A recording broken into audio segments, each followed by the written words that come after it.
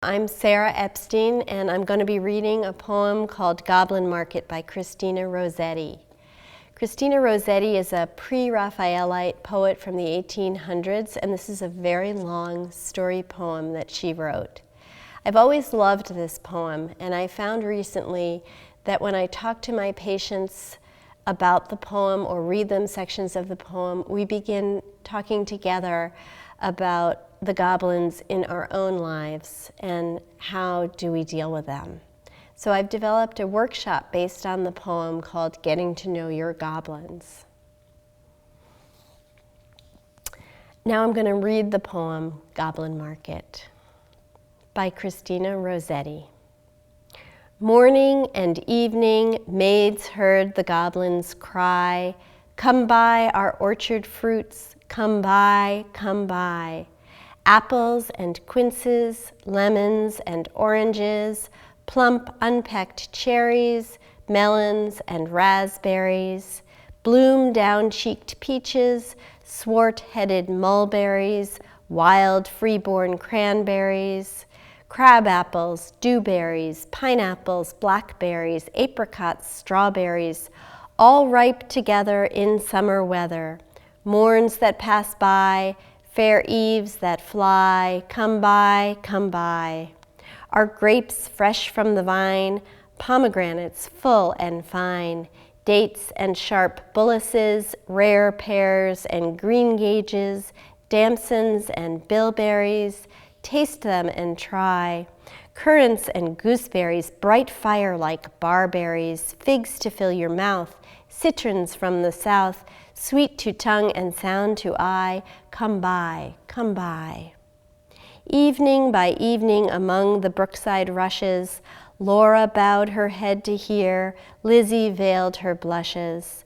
Crouching close together in the cooling weather, with clasping arms and cautioning lips, with tingling cheeks and fingertips. Lie close, Laura said, pricking up her golden head. We must not look at goblin men. We must not buy their fruits. Who knows upon what soil they fed their hungry, thirsty roots? Come by, call the goblins, hobbling down the glen. Oh, cried Lizzie, Laura, Laura, you should not peep at goblin men. Lizzie covered up her eyes, covered close, lest they should look. Laura reared her glossy head and whispered like the restless brook. Look, Lizzie, down the glen tramp little men. One hauls a basket, one bears a plate, one lugs a golden dish of many pounds weight. How fair the vine must grow, whose grapes are so luscious. How warm the wind must blow through those fruit bushes. No, said Lizzie, no, no, no, their offers should not charm us, their evil gifts would harm us. She thrust a dimpled finger in each ear, shut eyes and ran. Curious Laura chose to linger, wondering at each merchant man.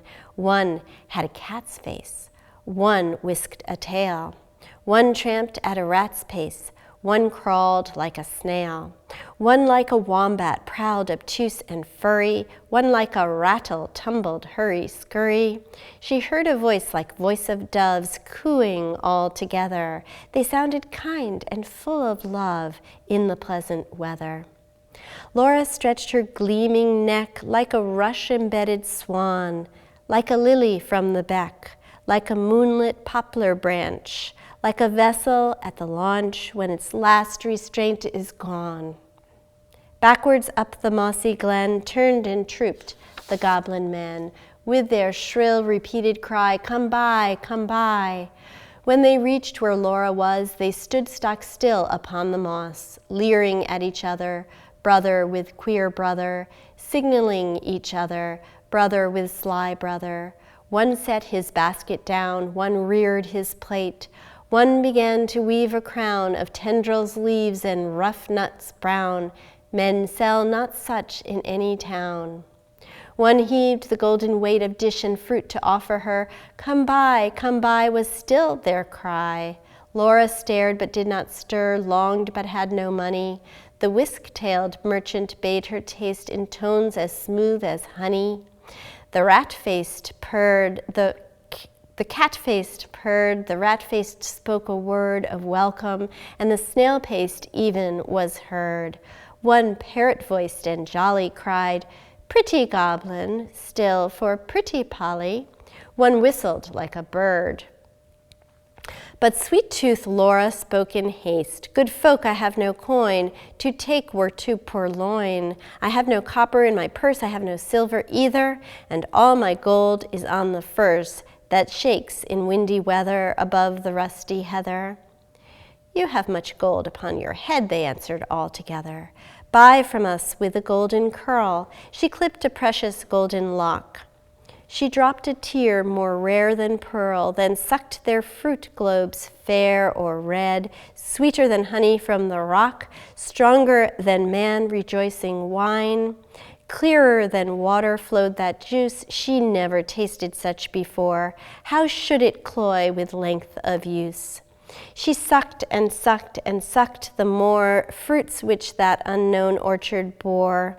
She sucked until her lips were sore, then flung the empty rinds away, but gathered up one kernel stone, and knew not was it night or day as she turned home alone.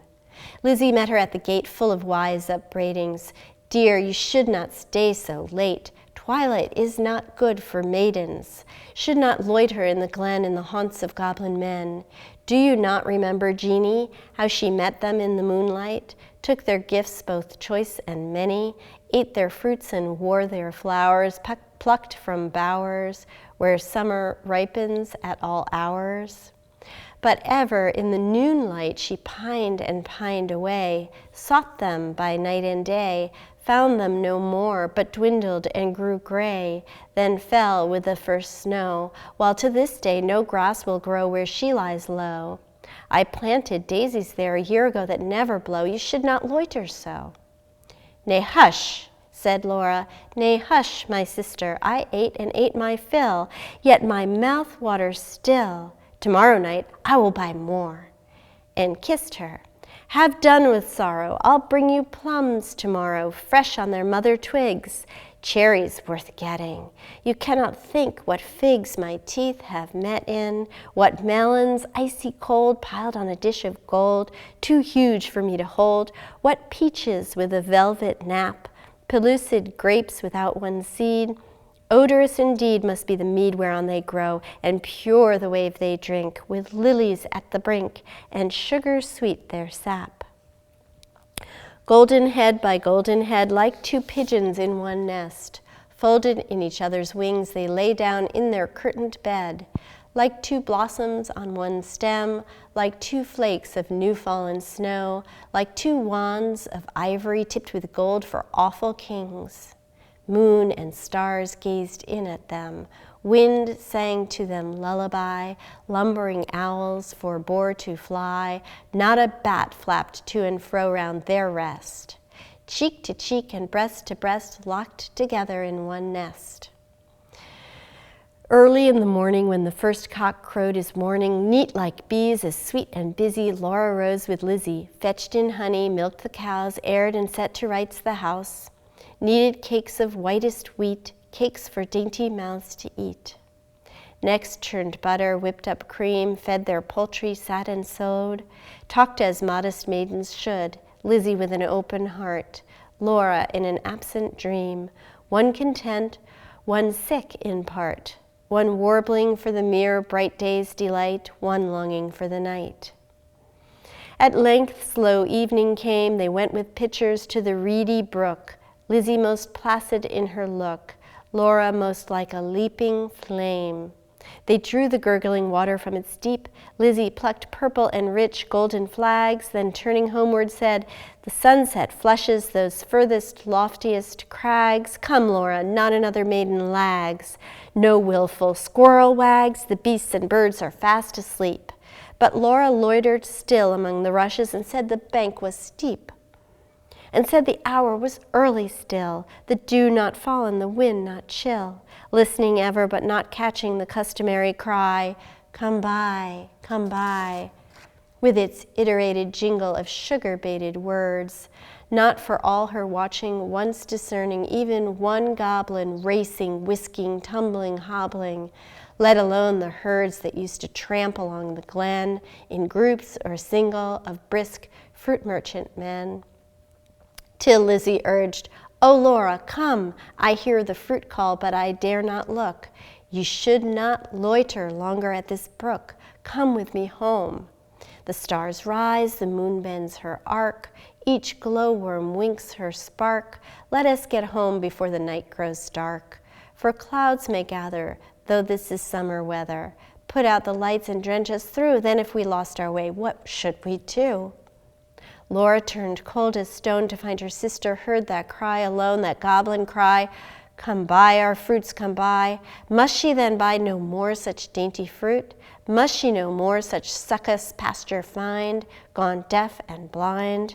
Her tree of life drooped from the root. She said not one word in her heart's sore ache, but peering through the dimness, not discerning, trudged home, her pitcher dripping all the way, so crept to bed and lay silent till Lizzie slept, then sat up in a passionate yearning and gnashed her teeth for balked desire and wept as if her heart would break. Day after day, night after night, Laura kept watch in vain, in sullen silence of exceeding pain. She never caught again the goblin cry, "Come buy, come buy." She never spied the goblin men hawking their fruits along the glen. But when the noon waxed bright, her hair grew thin and gray. She dwindled as the fair full moon doth turn to swift decay and burn her fire away.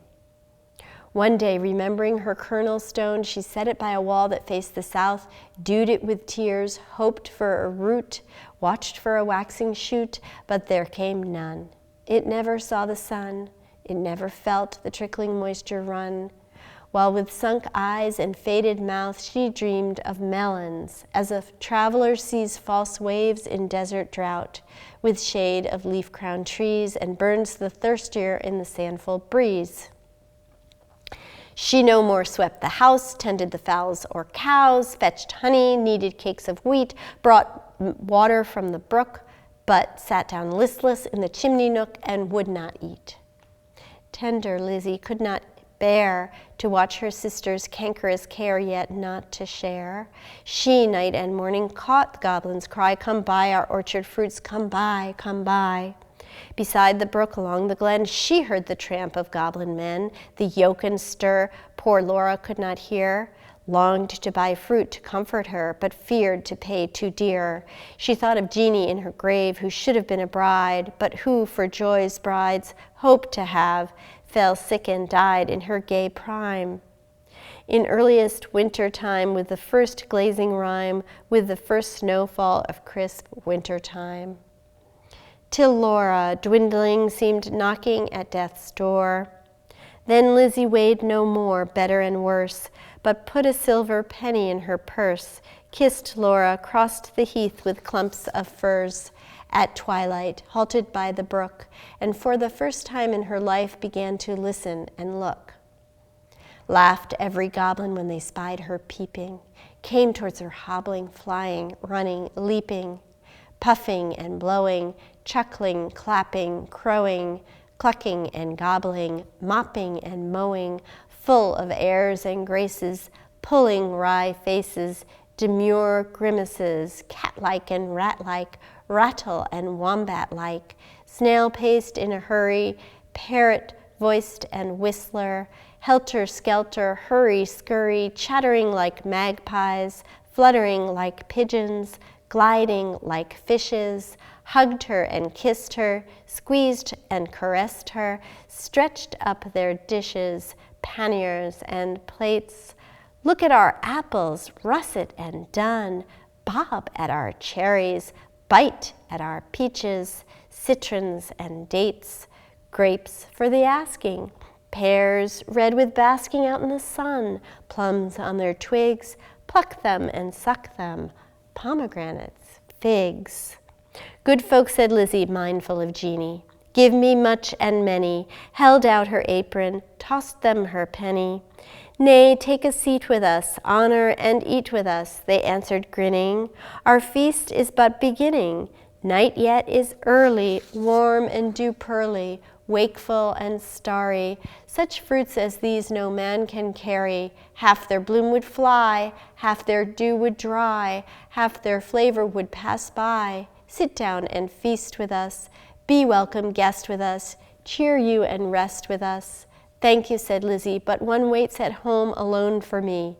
So without further parleying, if you will not sell me any of your fruits, though much and many, give me back my silver penny I tossed you for a fee. They began to scratch their pates, no longer wagging, purring, but visibly demurring, grunting and snarling. One called her proud, cross-grained, uncivil. Their tones waxed loud, their looks were evil. Lashing their tails, they trod and hustled her, elbowed and jostled her, clawed with their nails, barking, mewing, hissing, mocking, tore her gown and soiled her stocking, twitched her hair out by the roots, stamped upon her tender feet, held her hands and squeezed their fruits against her mouth to make her eat. White and golden Lizzie stood, like a lily in a flood, like a rock of blue-veined stone lashed by tides obstreperously, like a beacon left alone in a hoary, roaring sea, sending up a golden fire, like a fruit-crowned orange tree, white with blossoms, honey-sweet, sore beset by wasp and bee, like a royal virgin town, topped with gilded dome and spire, close beleaguered by a fleet, mad to tug her standard down. One may lead a horse to water, 20 cannot make him drink. Though the goblins cuffed and caught her, coaxed and fought her, bullied and besought her, scratched her, pinched her black as ink, kicked and knocked her, mauled and mocked her, Lizzie uttered not a word. Would not open lip from lip, lest they should cram a mouthful in, but laughed in heart to feel the drip of juice that syruped all her face and lodged in dimples of her chin and streaked her neck, which quaked like curd. At last the evil people, worn out by her resistance, flung back her penny, kicked their fruit along whichever road they took, not leaving root or stone or shoot. Some writhed into the ground, some dived into the brook with ring and ripple, some scudded on the gale without a sound, some vanished in the distance. In a smart ache, tingle, Lizzie went her way, knew not was it night or day, sprang up the bank, tore through the furze, threaded copse and dingle, and heard her penny jingle, bouncing in her purse. Its bounce was music to her ear. She ran and ran as if she feared some goblin man dogged her with jibe or curse or something worse, but not one goblin scurried after, nor was she pricked by fear. The kind heart made her windy paced, that urged her home quite out of breath with haste and inward laughter. She cried, Laura, up the garden, did you miss me? Come and kiss me, never mind my bruises. Hug me, kiss me, suck my juices, squeezed from goblin fruits for you. Goblin pulp and goblin dew. Eat me, drink me, love me. Laura, make much of me. For your sake I have braved the glen and had to do with goblin merchant men. Laura started from her chair, flung her arms up in the air, clutched her hair. Lizzie, Lizzie, have you tasted for my sake the fruit forbidden? Must your light like mine be hidden? Your young life like mine be wasted, undone in mine undoing, and ruined in my ruin, thirsty, cankered, goblin-ridden? She clung about her sister, kissed and kissed and kissed her. Tears once again refreshed her shrunken eyes, dropping like rain after long, sultry drought. Shaking with anguish, fear, and pain, she kissed and kissed her with a hungry mouth. Her lips began to scorch. That juice was wormwood to her tongue. She loathed the feast. Writhing as one possessed, she leapt and sung, rent all her robe and wrung her hands in lamentable haste, and beat her breast. Her locks streamed like the torch borne by a racer at full speed, or like the mane of horses in their flight, or like an eagle when she stems the light straight toward the sun, or like a caged thing freed, or like a flying flag when armies run. Swift fires spread through her veins, knocked at her heart, met the fire smoldering there, and overbore its lesser flame. She gorged on bitterness without a name. Ah, fool to choose such part of soul-consuming care. Sense failed in the mortal strife, like the watchtower of a town which an earthquake shatters down, like a lightning-stricken mast, like a wind-uprooted tree spun about, like a foam-topped waterspout cast down headlong in the sea, she fell at last. Pleasure past and anguish past, is it death or is it life? Life out of death. That night long, Lizzie watched by her, counted her pulses' flagging stir, felt for her breath, held water to her lips and cooled her face with tears and fanning leaves. But when the first birds chirped about their eaves, and early reapers plodded to the place of golden sheaves, and dew-wet grass bowed in the morning winds so brisk to pass, and new buds with new day opened of cup-like lilies on the stream, Laura awoke as from a dream, laughed in the innocent old way, hugged Lizzie but not twice or thrice. Her gleaming locks showed not one thread of gray.